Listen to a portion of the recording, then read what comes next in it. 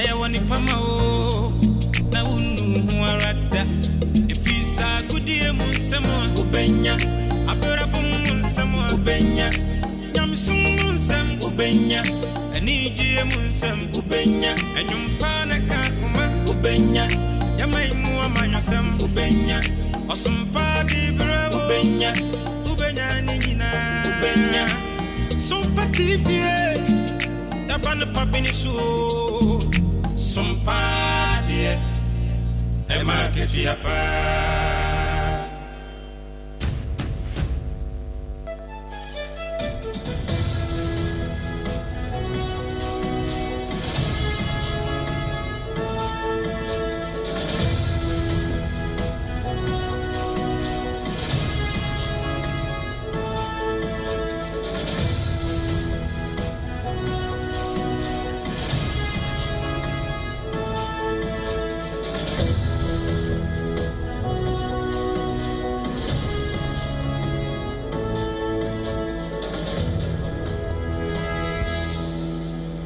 Abo nonsia ahaya SOMPA 106.5 FM Accra Ghana de shmaima me mamunyina che ebranso se de SOMPA kase bo ebremo nana KJC Company Limited anopa nonsia kase bo ebre na aso a wo ba betie no secure sanitary pass I no eboaye eje no abababa endpoint homeopathy clinic nso eje ne tata wo munyina eka ho bi na ama anopa nonsia kase bo edimu na enam Accra SOMPA 106.5 FM no esanso na me headquarters ewo Kumase eno eye SOMPA 93.1 FM ena Kumase hwanso eye Yiko 100.9 Paris France eye Adam Fopa Radio ena Takwa ye SOMPA 101.1 Takra de SOMPA ye 103.3 Tachiman SOMPA ye 106.1 Sunyana SOMPA ye 98.9 Enkranza SOMPA ye 90.7 Doma SOMPA ye 101.3 Decoder so eye SOMPA FM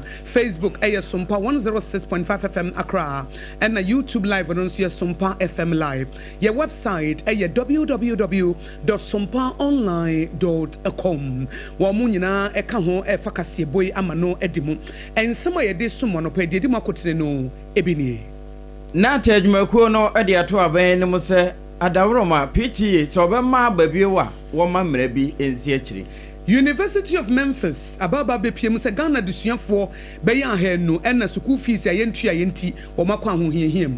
National Cathedral ehonsam no enkomobo bi piepie akire anope ye de brew. Na Igbo king owo Ghana wosinsase de ebu no so se tam Ghana ha ensase a woto no enyasem keto akura. Kane maame no a wokọ NDC dwumadi ase a ewie ye bo no ehonsem bia ba ho ye de brewa no pay sanso ena NPP 2024 parliamentary candidate ewa Iwin constituency Fuseni Yakubu Abanga for NPP Abanga no wakasa akire mu se wo hwa na mane hunu a wono anata a wo NDC mo efe na Abanga no no ene de abre no ene afoforo ka ho ena no pay ye de brewa se nana kwadwoje se no nsia bre mu kase ye bo wakenkanfo triple A man agya pia pam dada anope minimena AKOSUA ago aboaje obetimi afrem AKOSUA nshira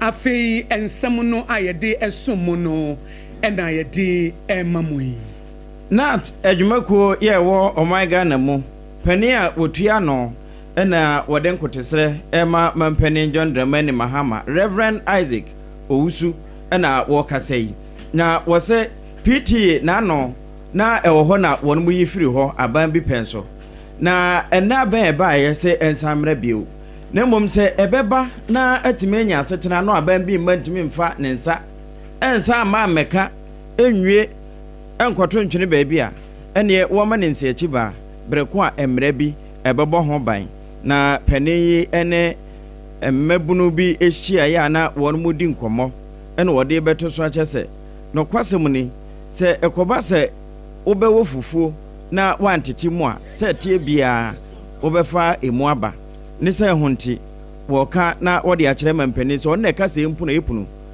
woma emra eni akiri na eno no ema mra no bo ho ban a abanfoforo ebeba emfa ho ne babia ne tumi kokoduro wontimi sesa mra nanim na ebekoso atena na adoma boa ma yatimi akekere emabuna wo mo daache ebeye wo man yiye ye to kasebo no eso na ye to so Ghana desuafo omo University of Memphis ababa bede di se esese wo mo ebefie na esese ba omo befie ni nyina ene se niema bia AKOSUA enche ye kura desuafo beye ahenu efi se aban no at the University of Memphis eka esum $3.6 million na wo mu chemu se wo hye ade a AKOSUA no na asefim bebre etienam so mampanifo ede wo manu atum ama na no na wo chiechie mu no wo kasa ede fa ho na wo se adesuafo Ghana ban na so wo masene na ebo wo mu chidom eti school fees no sa aban ntua na ya ho hiahia kase ede ama wo mu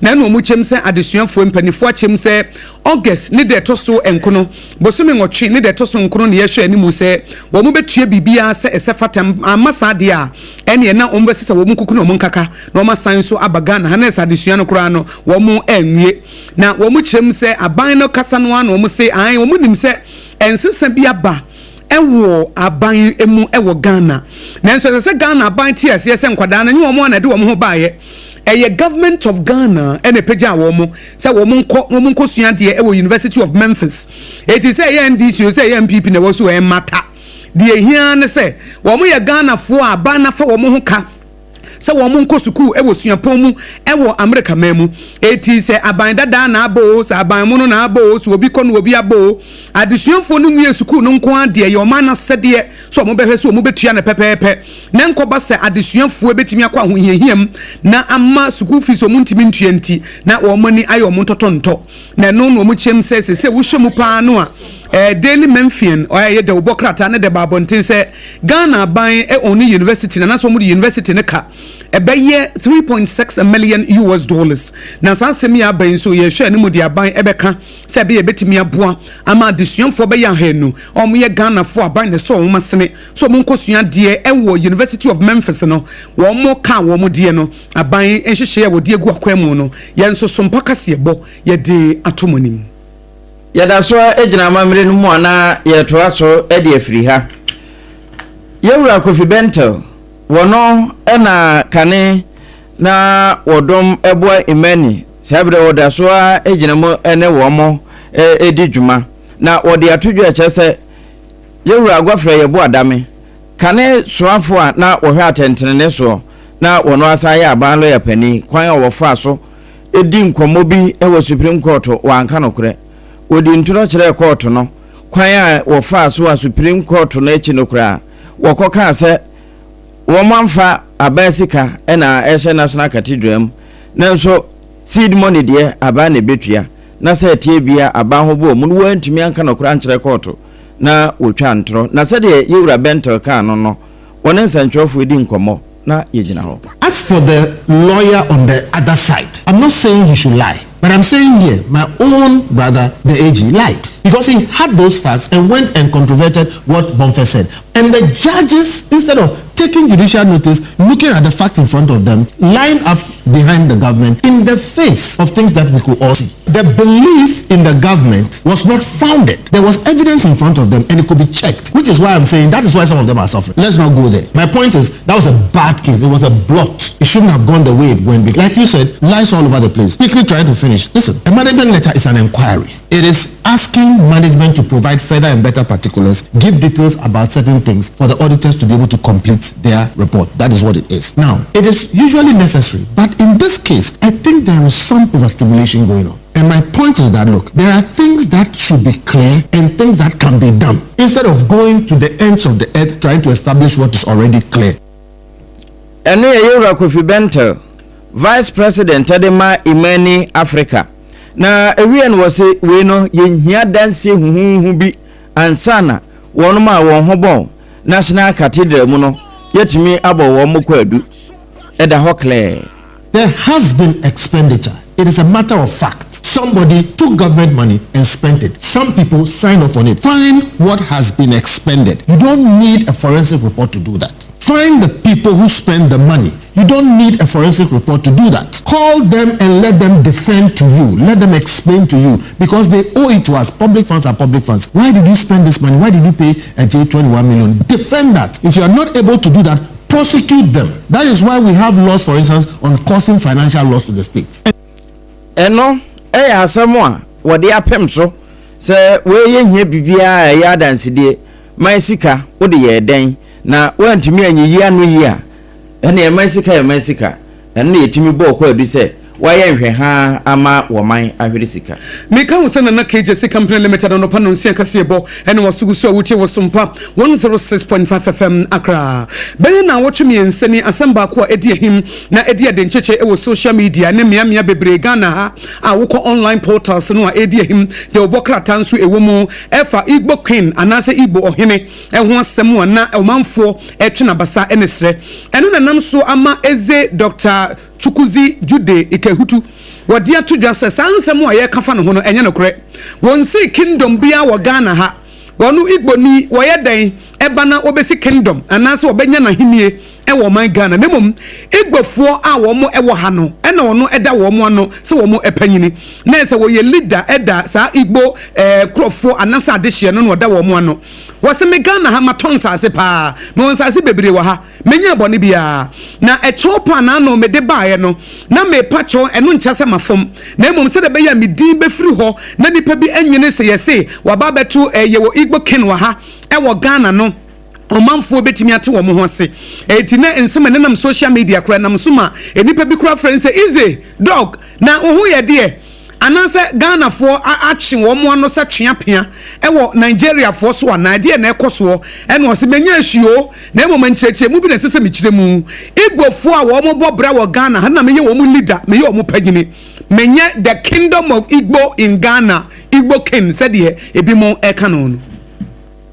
We don't even acquire, we don't have a piece of land now in any part of Ghana for Igbo village. We even forget about that dream, continue with our businesses, forget about that dream till now. That dream was 12 years ago. But that's why I keep saying that the bloggers misinterpret and misled the people with fake information, saying I said that we want to build the Igbo kingdom, which is not the Igbo kingdom. The division of kingdom is different from the division of village. Yeah, like an estate, we have houses, also have high rises, people can also rent, people can come in, have shop there, have hotel, you know, like a new city, like you see the way I have Trazaco. Look at the time Trazaco was built. Look at that place was bush then, but it was a village. It's a town. I mean, it's an issue. Believe me, I'm telling you the truth because there's no land anywhere. Any yenchire mu ye. Ize Dr. Chukudi Jude Ihetui. Na ye friend Igbo Queen. Ne dia wo kan say king no a ye dia ma no ni kingdom bia wa ha de di kan. De etosum ye nu na nkrofo kaso won sase bebre.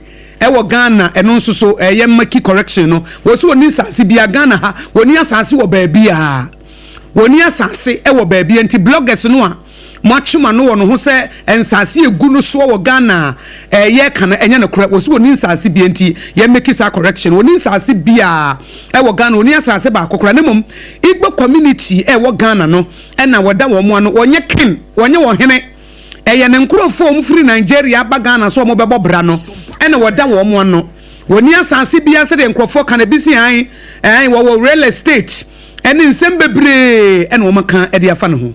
The fake information that the bloggers put on the internet that has generated much heat and they linked up to my name that I want to build a kingdom in Ghana, which is not true. This has also made the people out there thinking that Ghanaians are against Nigerians because of the fake information that the bloggers are putting in, as if there is an attack on Nigerians, as if there is an attack in my home, as if there is that Nigerians in Ghana are in panic. It's a fake information and they attach my name to it that I made a statement that I want to build a kingdom in Ghana, which is not true. I now said apologies, from sincere apologies to the president of Ghana and the people of Ghana for this fake information that my name is attacked to it, because the world calls I'm receiving from all over the world as if I'm not alive. As people are calling, there's panic.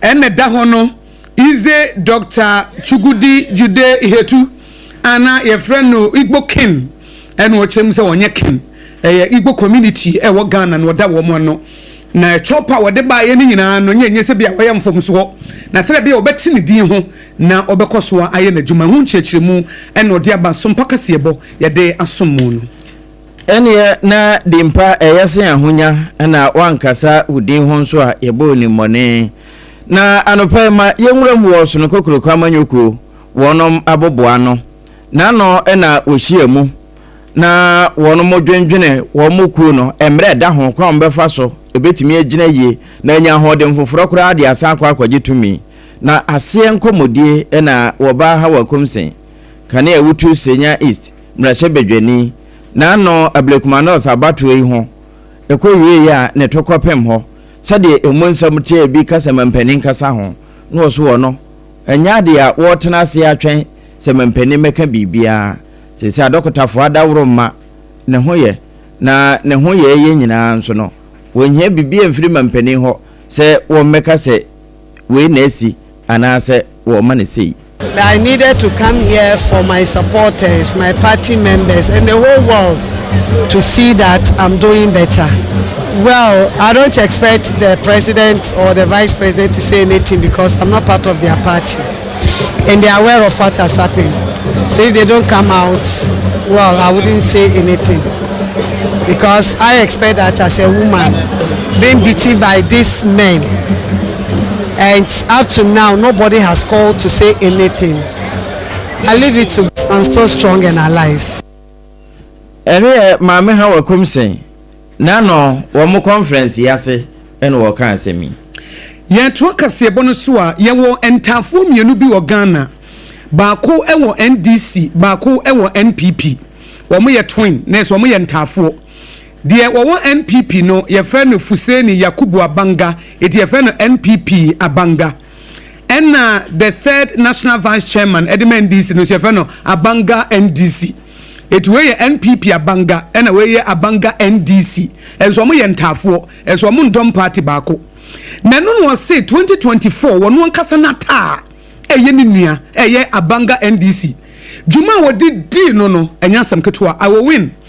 Die ntia wantimi ani abato no mkunum se wonu ankasa ne nua ana wo mo hye yefunu baakum ntafo me akosua goabode ma wo ntafo pan etiminim se de esiti o mo nyina hye sake baakum ne wo mo da ko maame baako papa baako ne nua ye nam so ye NDC ni titimi sori gina campaign tia no ama onu a wo ye MPP ni wantimi ani nkunim etinka ya abato ntia na se wo ye NDC nam so ye MPP ni a kayese etire ni etire ponka se ni kwansen ke etire ho ma obi fufuro befa kodie na obi a wo ye miankasa menua wutimi sori tia me ye campaign wurawurase ema omanfo awo win etuti ame ema me Fuseni Yakubu Abanga FM NPP Abanga midi ncho efisa wo ye third national vice chairman NDC ntino wo penkunim de ama party enam so ama mentimi ani nkunim na eno omanfo kasa se de Ghana politics no enuafo koro ano se bo mo ntema na de tan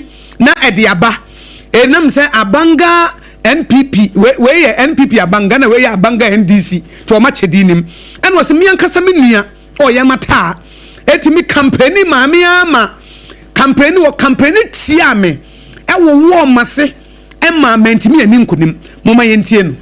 I can even blame him for losing my seat in our win. I won. Yes, he was behind. He came to campaign against and politics, but we don't share the same ideology.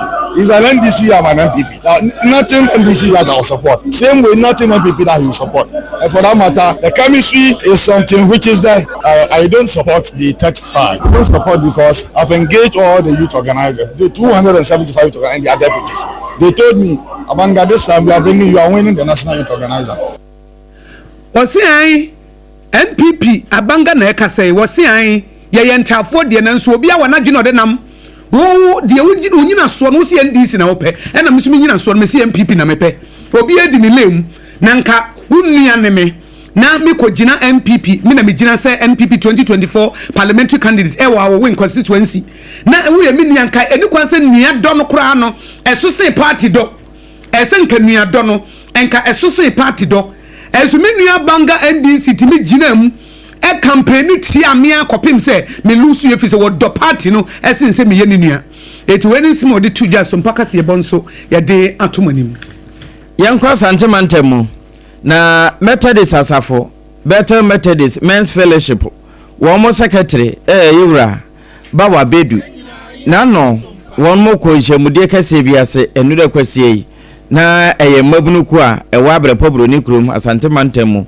bra na wo mo eda na die na asenkase ne wode betudwa kyese galamse kono watese mempani akasa ho na nensem a wokan ne se eyoman ni nyina ko ewo hose asafo no wo mommo mpaye se de be na ebetime tu ase no wo se empaye bia ni baabia se mempani ya wokura mranum obetwa aba ede ahwe ano na wama ampara de mra bedino no edino Yeme kane se aban ebere mu onye nhyehyɛ ya galamse no eturo betumi atwa esan se ye won hye pi wo hɔ anase mpo ye wo kwan a ye betumi afa so etu fumagudi a ɔman no anampo so ɔman mu ma no enya sunsunsun asobɔne bia ɛno na ye stress aban emfa saa kwan no so na onye nhyehyɛ ya on betumi ede etu fumagudi esan se isi yi se ukoba bi na open super no ma wonnya bi se woni sika mpo a wode beto ice water anampo se bottle water anom a be de se ubenya super Nina na se galamsia se yinsu nyina ti ebre ya de ebie ku ya no foforo de ya bodo hu aka akira aban se ebre mu no onfa so kase ento galamsia so na afi de onhwe se efumagudi no mbetu no mra kwan so nsunsu aso na ba omo osoro ho ne de ya no nunya no ese se ya ye wo fom ha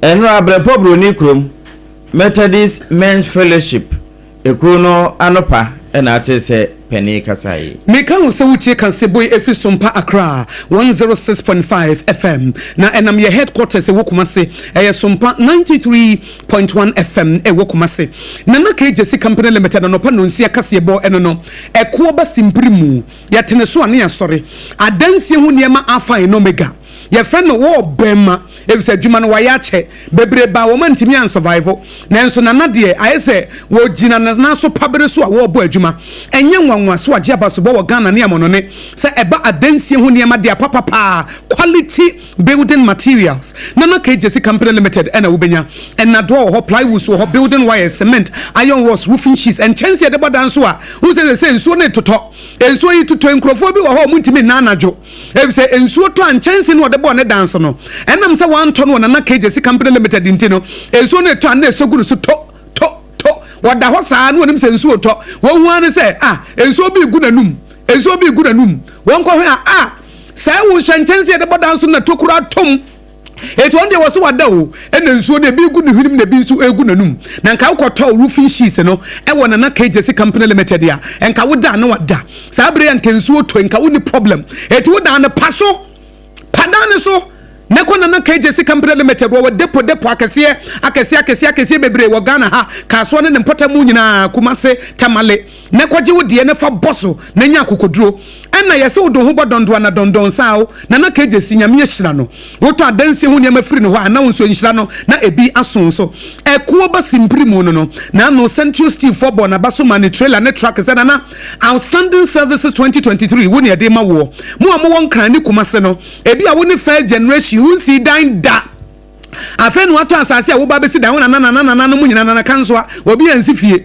woni obi a wudi kan wo si fie mesrew kwato adansie mu ne mani firi na KJC o enti sa wo da na beka mfimfi wo se nkrofo bebre wo de ya na mbotia no ene islegone kansoa ne ade wo beko na da bi ejira mfimfi wase asase kwa wanwie wantimi amoso na nkaka se wotono na KJC Company Limited a enkadan nko besi awie eti eko ba simpri mu no wo ye free consultation wo mu ofutuo and free delivery eti frɛ no e wo 020435540 eye 020435540 na wodem secure sanitary pants ema ho toso ene ema bombo eno no wo ba se wonye no menopause de aboso mesu a epokokɔ no wo twan mu tan a wo betwa yesa menopause ne betwamu eti se usa abre ya wo ye babunu ya wo nyini kwa wo bai de wonye no menopause no kwode de a ene epokokɔ no de every month mu no yi ni ti announce wo yuti wo betwa na mom se wo twa se wo twa ne yi se wo di secure sanitary pants bo ho ban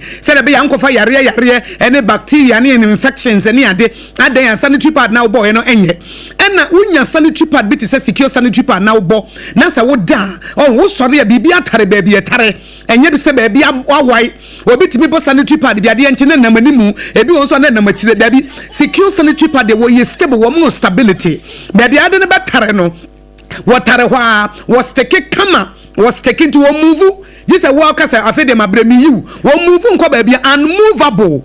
A secure sanitary pass. Pen cotton na semon ntino. We na extra comfort e honso enkeka wo. Eti emfa wo say wo flow no say ye kese ana say ye ketoa. Secure sanitary pass ni e. Eti His Excellency John Dramani Mahama was what the free sanitary pass policy. Secure sanitary pass amana say no na nkwada na so wo pe. Eti secure sanitary pass late.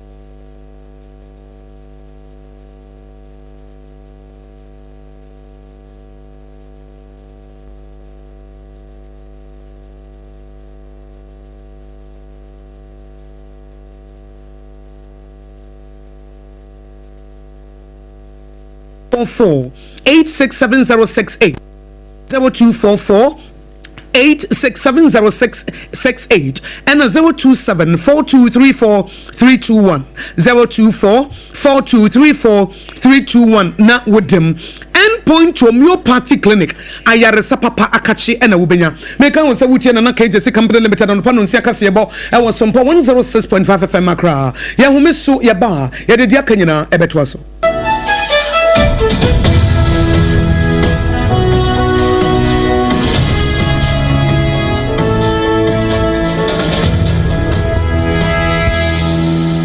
Munde dinam se menya foreign call. Hello papa what do be a new se me feel London eko US o na no kra wo kura fa me boma mania na papa mo hote sei awurade aduma haboko na ko jejesi eko bo sempene mo de woton wadanse ho niam no nso wo hye ho de wo hye ho eko ba mesi wo boduma kra sre kane no a na wodru US won so manfo bo ndin sa na papa US hakura de na ko jejesi company limited agi ba bia wo Holland, Germany, France, Italy, London, Canada. Eba adensi ho niam dia obia se na kodjejesi company limited na matese wo bie depo kasie bi e wo kasoa e ho na wo bia koto adensi ho niam na eye no kura papa no kura pa a police station in Chenhua. Ekuo ba sempre mo no onye mereda hwe we kura no miensa mua ene obi en foforo yawo ba ko obu akwase paase kumase ene ba ko so pokua se nkran ha obi ase na kodjejesi eye bemaba e wo dansi mu wato cement iron rods banding wires and adua plywood and just said about dance wo te se bibia e de hye edansi ase de ko wie depo no nyina nso eye tufo bo wudu kuka mu a wo kodja free Akra we AKOSUA depo ene pokrasi de no kra to nchen a wo sa wo bu akoteman tant Iron City amanfrom wasa bie depo kɛseɛ so ɛwɔ Kɔhyiman Kumasi sepase depo no kra da nkyɛn a ebi so magazine road head office no wabie depo kɛseɛ so ɛwɔ dadeɛ ntam edwi so Accra road Femeswa opposite Alhaji Celia ampaba meboshen Tanoso Breman and a Manfrum. Numbers of man for the fray 0244 313 752 and 0244 41 93 93. Nana Koja Jesse Company Limited. Hey, a Kuaba Simprimo. Endpoint Homeopathy Clinic. Ghana had the Obian says a prostate. Na baby, you multiple screening. Emma Huni Etuasia. Na a Endpoint Homeopathy Clinic. And answer a kidney, a liver problem. Hofa baby and Ajjo. Na the funny premature ejaculation. Bear maybe I want to do for Kwakwisia. As a wood dinner huagro, as a wood tonte, any ebra Endpoint Homeopathy Clinic, na yamuao, a man mema mopa war, a Endpoint Homeopathy Clinic, wamu de mufua, yare bia, infections been a woho, and nase bia wosha wofa baby na ajujo, kidney problem, prostate dear, a Endpoint Homeopathy Clinic, kumase, ubehu Endpoint Homeopathy Clinic, ewa kronoma boy here, and na Accra hanso so dear, wamu jinemu ankasa, ewa spinters, baby, friend share signboard, no, who do na ubusasa wope Endpoint Homeopathy Clinic, obia ebetro, Endpoint ewo 0244 867068 and 02742343321 Endpoint Homeopathy Clinic wamu de mufua Kweku minim sawa yeshe mekwa manane na so eboni show wa embaso Mane Honsepeno. Ebony Condoms comes in different flavors and available in all pharmacies, chemical shops, over-the-counter shops, and pubs. For bulk purchases, contact 055-230-0075. Ebony Condoms, Ghana's most pleasurable condoms. Make it worth it. We got pepper mix, strawberry, vanilla, chocolate. We got peppermint, strawberry, vanilla, chocolate. It only the view is a condom. The condom mulia then it's not on, but don't support as a condom.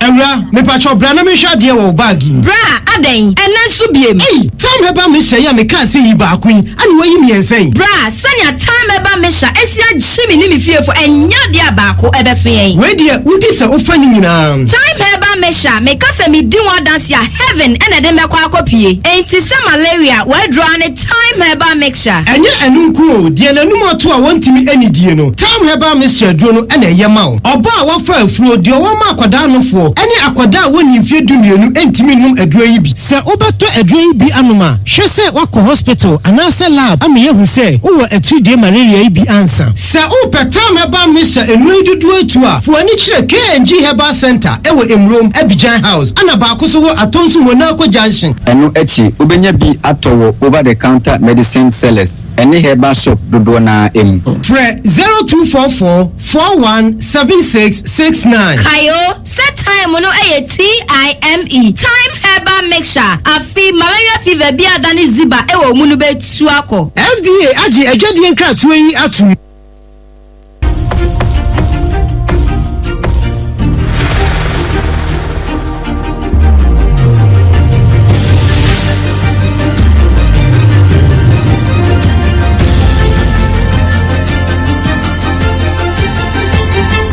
SOMPA TV Emma Akituapa.